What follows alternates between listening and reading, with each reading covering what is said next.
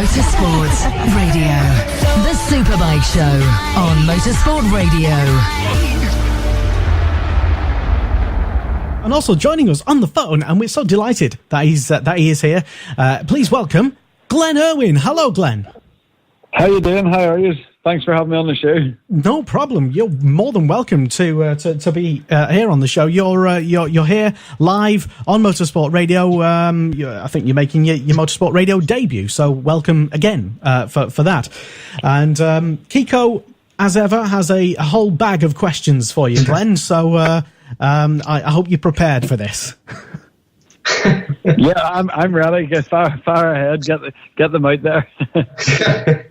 Right then, we'll start, obviously, 2017. What a year it's been for you. Started off really well. We kind of saw the real Glenn Irwin come out in the first couple of rounds. Really, really good first 2 or 3 rounds, obviously.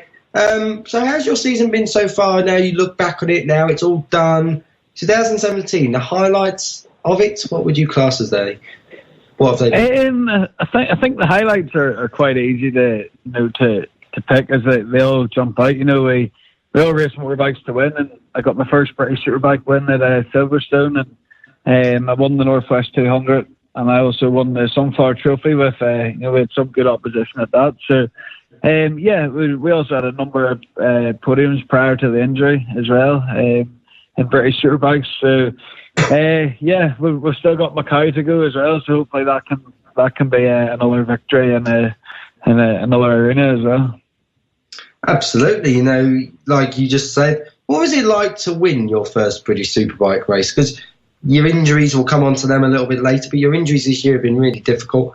So to come back and to prove that you still have it, that's got to feel really special. And to do it in front of, you weren't going to be in the showdown, but to prove to people that you could have done it anyway, you could have been in the showdown had you not had that injury, it's got to feel very, very good for you. Yeah, it was a really special feeling. I think, no matter what the circumstances for anybody to win their first British Superbike race is, we all, like I said, we all race to win, and when you get that winning feeling, that's the ultimate buzz from racing. For me, it's not the thrill of riding a motorbike. That's not what I'm about. It's winning and getting that feeling at such a high level was. It was fantastic, and if I look back on it, considering where I came from injury-wise this year, it really is special that we done that. My injury was a career-ending injury, but I wouldn't take it as that. We probably defied doctors and whatnot, and seen the right people and done the right things, and I guess with an attitude that I wouldn't be beat. Helped me get to where I got with that win. But I'm not the kind of person that rests in that. I don't want to say to people 20 years down the line when I'm retired that I won a British Superbike race one day. I want to go on and win championships, and I've seen the progress I've made from my injury, and more so in the last week. I'm still training because we've got Macau in 2 weeks' time, and the strength in the gym has really, really, really come on. And we're lifting up weights that are respectable to lift in the gym, rather than having some little kids looking at you while you're lifting a 2 kilogram shoulder press. But thankfully we've moved on from that, and we've hopefully we'll have a exciting career ahead. Yeah, absolutely. Going into race one at Silverstone, did you believe that you could win it, or was you a bit surprised when you did win it? I totally believed they could win it, and I think that's always important in any form of sport, or any form of whatever you do in life, that you got to be successful at. I was on the grid, conditions were quite in between, very, very dry in areas, and not so much dampness. It was either extremely wet or extremely dry. So my theory was that the intermediate tire, or anything other than a wet, you would lose far too much time in the very wet parts of the track to cancel out, the guys that were running full wets. And I didn't think that the intermediate tire would, yes, it would be quicker at the end of the race, but what I'm trying to say is it wouldn't be quick enough to pull back what you would lose when the track was very wet at the beginning. So some people, were on the grid and, I think walked off the grid. Some people also had, some people had dry tank. Sylvan had full dry front and rear on, and I remember looking thinking, right, well, he's not going to feature and he's not going to feature. I picked out Josh, Hopkins, myself and Jake, and that was the 4 guys in and around the front 2 rows around my wire that had the full wet combination, and that was going to be the race for the win. And it's a long enough race around there. Like I said, there's a lot of dryness, so the wet tires could chew up easily, but that's I think that's how we won it. We didn't try to lead the race at the beginning, as you do in a dry race, and you manage your tire. And I started to catch the guys without really trying to catch them as such. And it's weird. It's like a story that you don't know the ending of, but you kind of know where it's going. Yeah. How has your recovery been from injuries? Just talk to us a bit more. As you said, it could have been a career ender. Why is that? What was the injury, first of all? It sounds simple enough, when you first say to people, I dislocated my shoulder or I dislocated my elbow, but I dislocated them both. I broke my elbow, I broke my shoulder in 3 places, but it's more all the other bits of damage that we've done. We got a lot of nerve damage. I still have it from my shoulder traveling down my arm.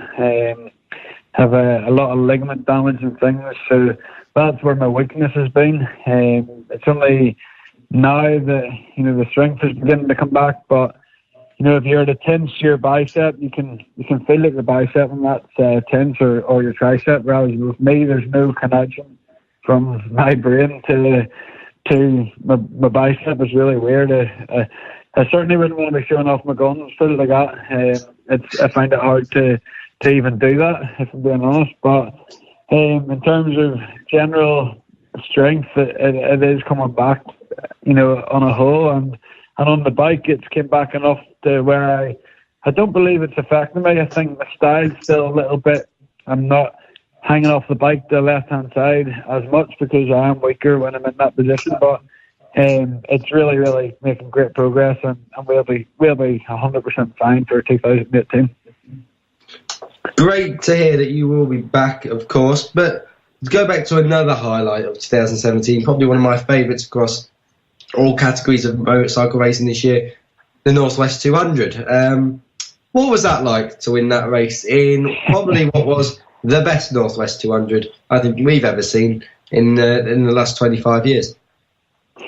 Yeah, it was awesome. Like I said at the track, straight after the race, my memories are growing up as a child and going to watch my dad and Jim Moody and Ian Duffus, David Jeffries, McGuinness, Michael Rutter, Colin Ramsey, loads of different riders, and it's that. Being that kid, running about the golf course on the BMX and just playing for a full week solid was always like a special memory to go there and to win that. And it wasn't just that we had a fantastic race and a real nail biter, if you want to call it that. But the support I had trackside was phenomenal, and it's something that I really, really, really appreciate. I seen the guys and ladies and whatnot going crazy on the first lap, and I kind of thought, flip, the crowd they're really into the superbike race. This is pretty cool. And it's only really when I got to lap 2, lap 3 that the crowd was still going absolutely mental. I realised they were cheering for me, and that's such a special feeling. And to anyone that did cheer me on that day, thank you very much.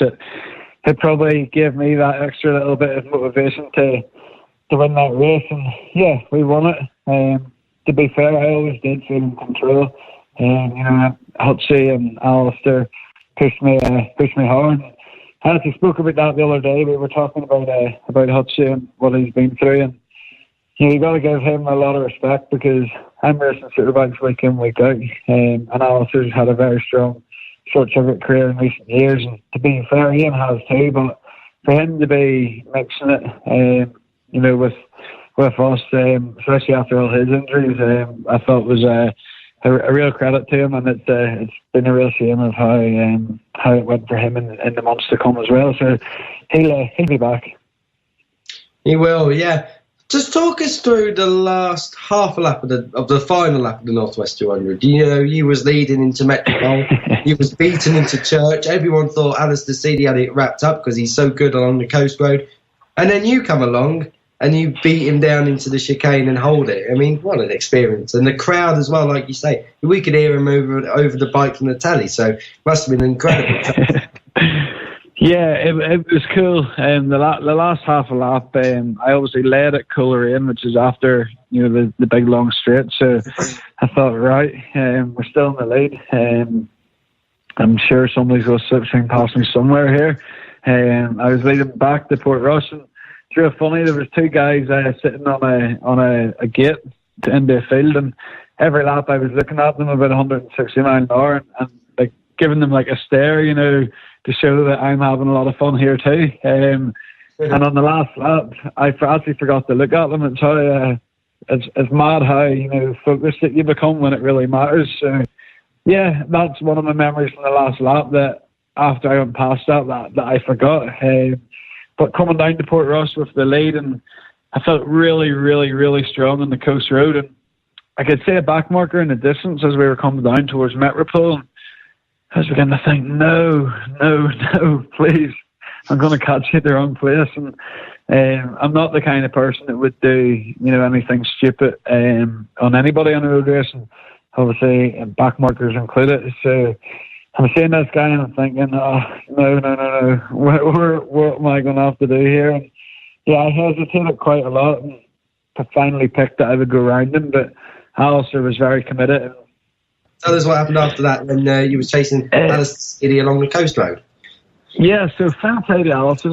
He capitalised on the back marker, and he actually done something similar to William Dunlop, if you remember, a few years ago, but probably a little bit of a harder move. But he took the lead, and I guess confidence is a key thing in racing. And I remember when he took the lead, obviously I didn't want to lose the lead, but I remember thinking, like, whoa, sounds really arrogant to say it, and I don't mean it in this way, but I was like, are you stupid? Like, I felt so good on the coast road, and I'd been really strong in the Juniper chicane, that as soon as he took the lead there, he was quite strong under the railway bridge. It's quite bumpy there, and it's part of the track where I don't like to take much of a risk, and he just took a few bike lengths. But when I say I felt in control of the whole race, it's the one corner where I did go harder than usual was Black Hill in the last lap. It was really important to get a good run out, and that we did. I got the good slipstream, and basically got beside Alistair and just kind of moved him over to the left hand side of the road where it was a bit bumpier, so that he couldn't retaliate. And it was I led into Juniper chicane, and if you lose the race after that, there's something wrong with you. So I led into Juniper, and the rest is history. As I say, we're at the last couple 100 yards, and up around the last corner, and it was a really, really, really special feeling. I myself could hear the crowd, and I was on a motorbike that was still revving. So phenomenal feeling. I love watching it back still. It gives me great, great, great memories. And the celebrations after were all in accordance with such a great race, and with a couple of very respected riders, and with riders with many victories between them. Absolutely. You've become a select group, a part of a select group that have won the big one at the Northwest 200, which is, not many people can say they've done that. But one point of that last lap that we haven't mentioned is when you crossed the line. First of all, how did it feel to listen to the crowd when obviously you kind of not chilled out, but you've got you've took a bit of a second or two to think about it, and all the crowd are going mental. And then, as you're doing a burnout, your brother runs on, Andy runs on. How did that feel? I mean, watching that on telly was like, this can't be happening, surely. Yeah, it was class. We're a really, really close family, and we support each other, like, as much as you can. And I'm doing this burnout, and I'm totally probably unaware of what's going on around me, other than I've just won the Northwest Champion Superbike race and doing this mad burnout. And then Andy and Charlie King appear. Charlie actually used to race Superstock 600 in England, and he actually came to Macau with me last year and helped out a little bit there, just as a bit of a wingman. And the two of them basically appear through the smoke, and they're like fist pumping, and I can see the emotion and the happiness in them. And I'm like looking back through the helmet, like I'm not going to swear on the radio, but it was absolutely awesome. It was, it was an incredible feeling, and so good to have my brother there with me. There, I was able to chuck my PBM Ducati at him while I went and threw some bits of memorabilia into the crowd. So I seem to remember you struggling to get your glove chucked over the fence. You had a few goes at it, didn't you? In the end, you had 3 or 4 attempts. Yeah, I probably took 3 or 4 good attempts to get the glove over. And it's funny, but my trainer was standing there. And he's like, "Did you not see me? You could have just gave me the glove." I couldn't have told you who was standing there. I was on cloud 9, and still am when I think about it. And hopefully we get that memory again. Well, you'll be back there next year, and you'll be with Paul Bird Motorsport next year. One question we've had in already from Simon Hall says, "What made you stay with Paul Bird Motorsport for a 3rd consecutive season?" I've never rid for anyone for more than 2 years, so I believe continuity is an important thing, and in any form of racing, especially when it's the most successful team in British Superbikes.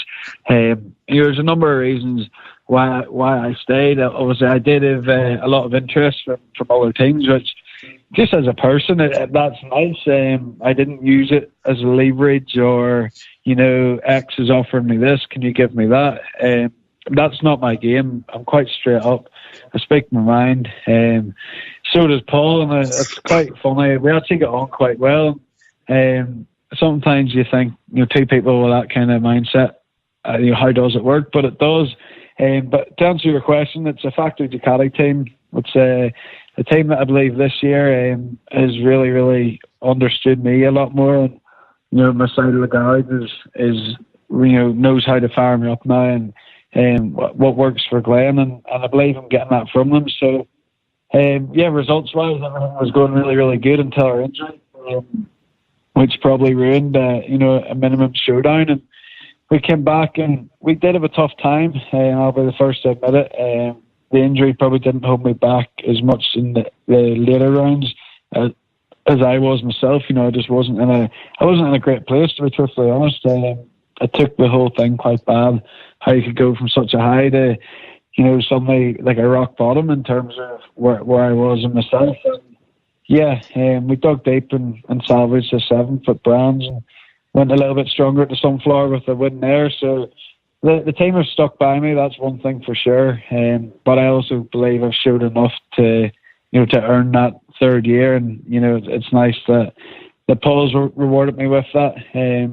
That's when you have a team that stand by you when you're lying, at home, kind of rock bottom, your season ruined with an injury that was certainly not my fault and nor the team's. To have that bit of loyalty coming back means a lot, and I intend to repay that. So yeah.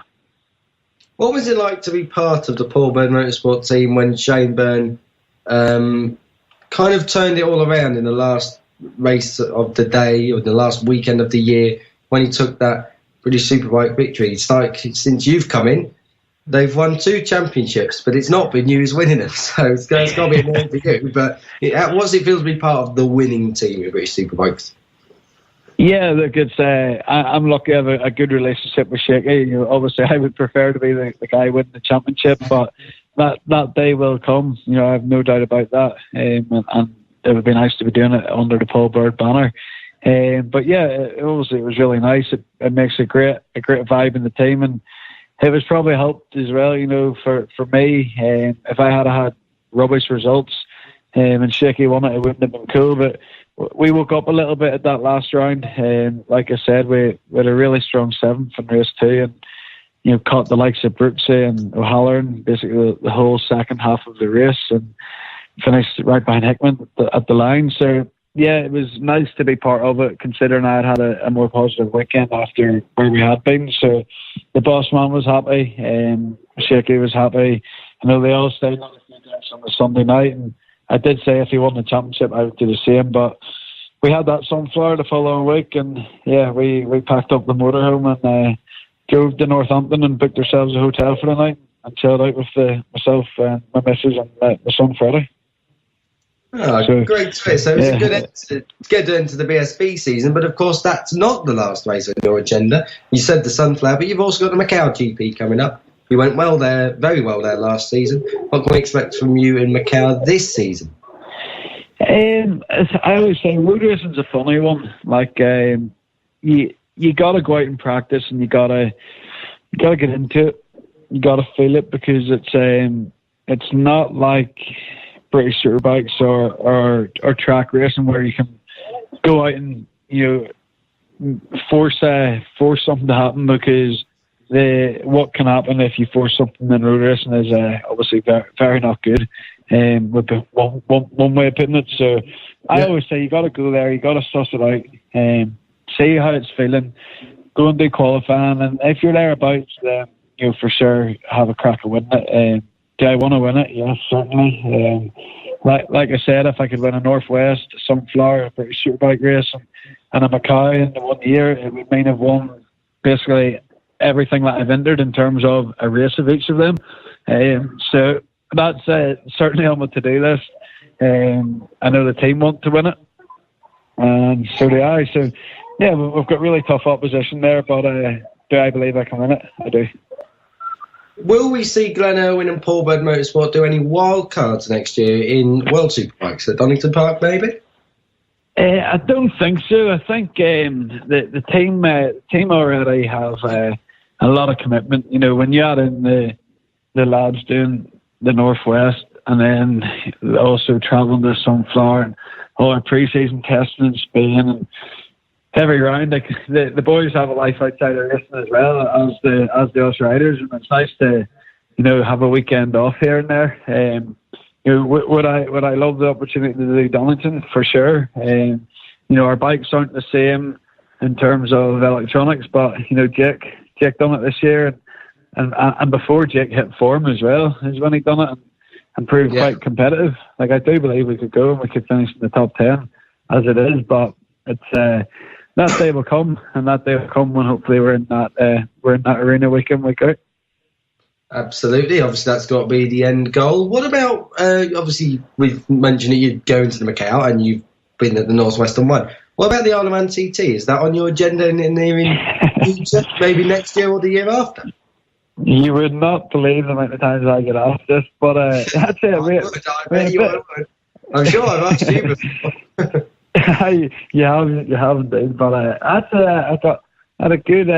We sat down an interview the other day with Stephen Davidson, who's the well-known road racing photographer journalist from Northern Ireland. And it was for the Motorcycle News, like a Macau preview, and he said, the one thing that I like about you, it's like you've dipped your toe in, you've done the Ulster Grand Prix, you've nearly won it your first time, you've won the Northwest Superbike the first time in that, you nearly won Macau last year, but everyone else that does these, they'll just think about they're building for the TT, and he's like, you don't even mention it. I love the TT personally. I think it's a great spectacle. I really enjoy going over every year. Paul Phillipson's team they're very good to me. They always sort us out, with a number of passes for the guys that are on the boat trip. We take a little rib boat over. They're actually sponsors of mine. The Land Rover Centre, BLRC. So we go over with them every year, and we get well looked after. And like I said, it's a great spectacle. And I would love to one day say that I've won one. Just to say it. Do I believe I could win one? Certainly, in no arrogant way. Of the lads that I've beat on circuits and roads, and it's just another circuit, road race, another road circuit. But I'd also love to get to the end of my career and to say that I resisted it and I never done it, because it's having family now changes a lot of things for me. And like, even when I do the Northwest, even like Macau, I speak very, very straight up. But like at the minute, I'm nervous for Macau because it's insanely dangerous what we do there. And to be honest, a lot of riders maybe think it's worse than the TT, and it probably is in some ways. And it's not as long and mentally enduring, but you kind of don't know what's happening for the next 2-3 weeks, if you get me. Once you get that over and done with, there's no insanely dangerous activity that you're about to do. And if you're to add in another race like that, being the TT and being 2 weeks long, it's another 2 weeks of every year that just makes it harder to get to the end of the year. And that's I'm happy just keeping that little risk kind of as limited as it can be. Absolutely. I mean, the Ironman as well is a very different kind of race. You're on your own. You're not in a pack like the Northwest. So do you think you'd be able to adapt straight away to the Ironman TT, or do you think it would just be quite a difficult thing to overcome, and that's racing on your own to time kind of thing? Look, I think we all love racing, certainly, but I think there, we say you're on your own, but I wouldn't be going and starting off at number one, or I think in your first year, the highest you can start off would be 21. Depending on your speed. So very quickly these 10-second gaps, dwindle down, and you do end up on the road with a lot of different guys. So I don't think that's too much of a thing. I think it is a bit different that it's not. Your opponent isn't necessarily right beside you on the track. You're gauging where he is on a pit board. But I don't think that changes for me, it doesn't make it better or worse. I hold the event in the highest regard, but I also hold the Northwest and Ulster Grand Prix on equally high, because I believe the guys that are winning them races sometimes just don't get the same credit as the TT. And I know some people think maybe it's the ultimate test of TT, and for sure it is. But so's going head to head in a pack at the Northwest, and the racing we're seeing at the Ulster Grand Prix this year was fantastic. Dean Harrison done a really good job to win, and pulled a very hard move on Dan Neame, but a hard but fair move, and that is on a public road as well. So I think any road racing deserves the maximum respect, and none of it has more of an appeal than any version of it. It all appeals to me. Everyone that competes deserves to be respected for it. But time trial racing is what it is. It's another form of racing.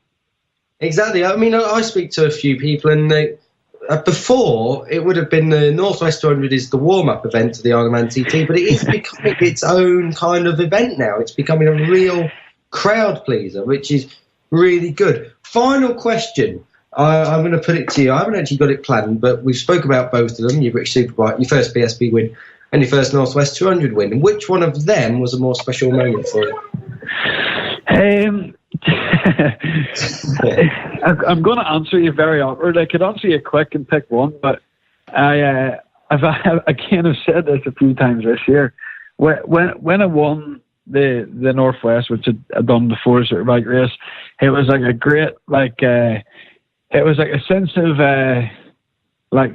achievement, if you want to put it like that, like a bucket list goal, where it was like, I've done that, because when you've done that, you can't go no higher, because you've done it.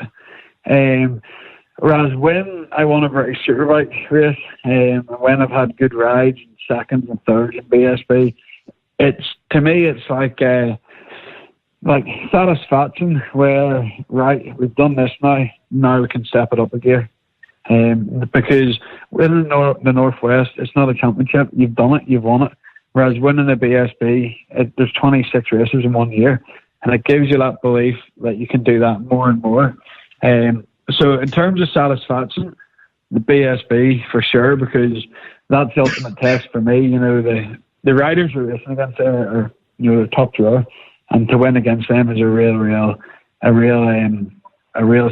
step in your career. but to win the Northwest is like what you dream of as a kid.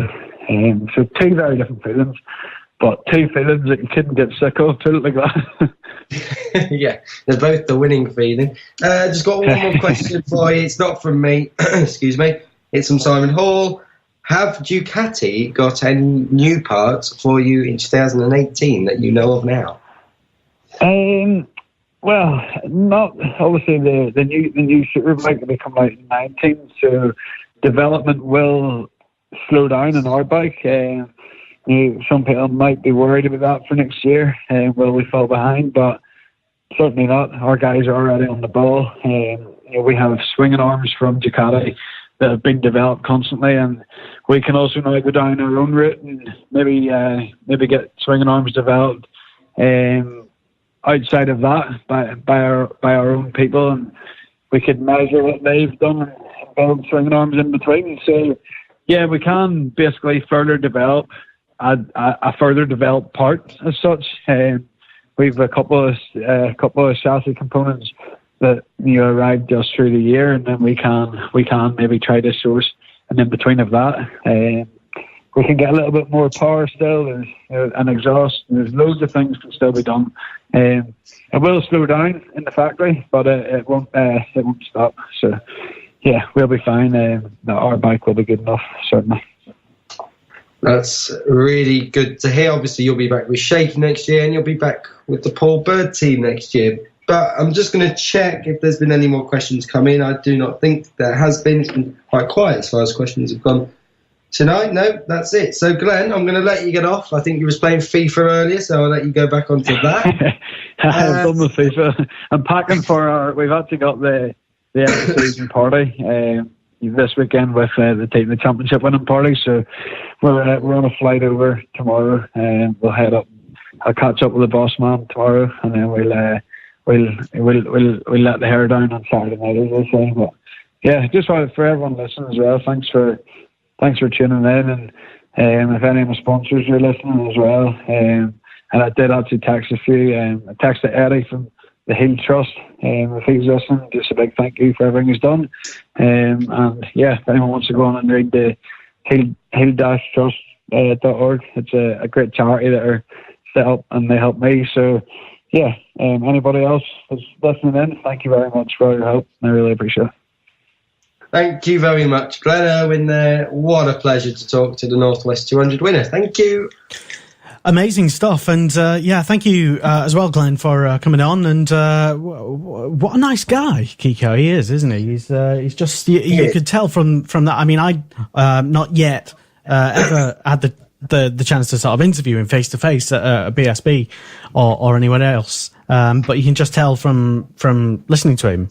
It's just a totally, and you can really get the enthusiasm that he still has, amazingly so. And you can, for the people who have a bit of a hard time understanding the mindset, or let's say craziness of these top riders who have seemingly the worst, most disgusting looking crashes on a Sunday, and then in some riders' cases it only takes them like a week or so to get back on the bike, and they're flying around Macau or doing the Northwest 200 or whatever, whereas someone like myself that'd be me out of action. I'd be retired. Game over for me. You just can't be doing with any sort of pain or injury or anything like that. You can still tell his enthusiasm, despite still clearly, as he admitted himself, still he's got work to do. He's still kind of suffering, if that's the wrong word, from his ongoing things that he's had this year, and he's looking forward already to going back to Macau. He's already kind of planning in his head about maybe doing the TT, although I noticed though when you asked him, he didn't specifically say that he was doing the TT in 2018, so maybe it's 2019, whenever he's ready. There's no big rush. Motorsport Radio, the Superbike Show on Motorsport Radio.